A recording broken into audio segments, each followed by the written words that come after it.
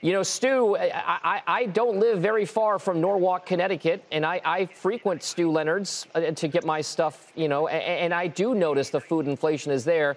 But how pervasive is it, and do you think it will prevent people from spending more on Thanksgiving dinner, or will consumers just eat the cost because they want to put on Thanksgiving dinner? Well, first of all, Dom, I just want to say that I'm honored that you go from the Fed chairman to like boots on the ground here, okay? We are right here. You can see we got our turkeys. We're just loaded, and we're here listening to customers and what people are feeling. I would say you are right. You're probably going to get, 10% roughly increase. But just to give you an example, okay? We have this dinner right here. It's about $22 a head. You can serve 8 people with this meal. It's like Thanksgiving in a box, okay? So it went up 10% maybe. It actually didn't increase the price. We absorbed on this one. But if it went up 10%, that's about $2, okay? Now, on the other hand, here's your whole turkey. This is about a 20-pounder, $40, okay? Everybody's going to be buying them. Now, this is something, our best seller is a ribeye steak, okay? This is what the restaurants, hotels, cruise ships, everybody wants this right now. Same price, okay? So you can either get this or you can get this at the same price. So there's certain foods to avoid right now, but you're going to feel a little bit more. But I want everybody to remember Thanksgiving is the least expensive holiday of the year. So Stu, this is interesting.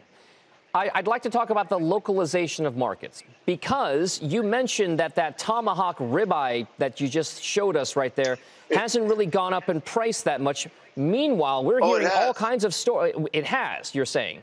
It definitely has. Because we're seeing all kinds of stories about how certain foods are going up more than others, leading to substitution effects. So if I don't want to pay that much more for the steak, I will buy chicken or poultry instead. Are you seeing that kind of substitution effect happen at your locations? We're definitely seeing that. And I was just talking to one of our buyers this morning, and he said he's noticing there's certain products he can't get. He couldn't get some type of frozen beans. But you know what's nice? We're a family business. We boop, boop, boop. We can operate quickly. We can find another frozen bean on the market.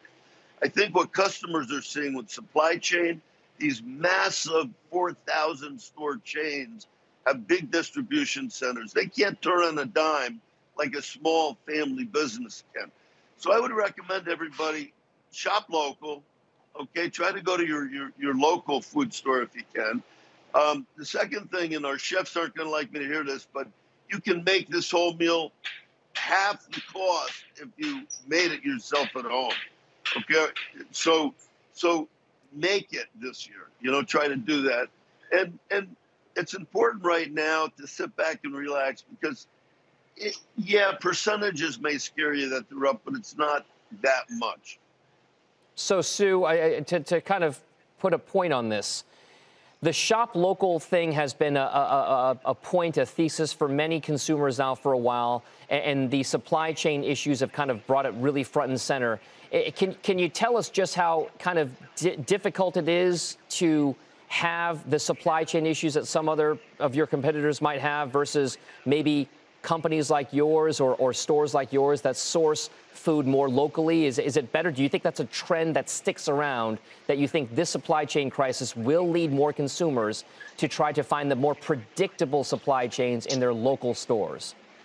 Well, one thing, the family businesses have been predictable for us, not only now, but during the pandemic last year.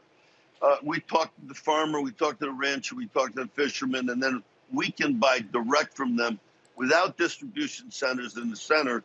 That means full shelves. So it's good to shop local, because chances are they may have direct connections with the different ranchers and so forth.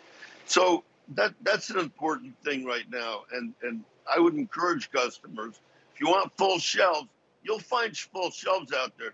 You may not get the brand you want, but you'll get the product.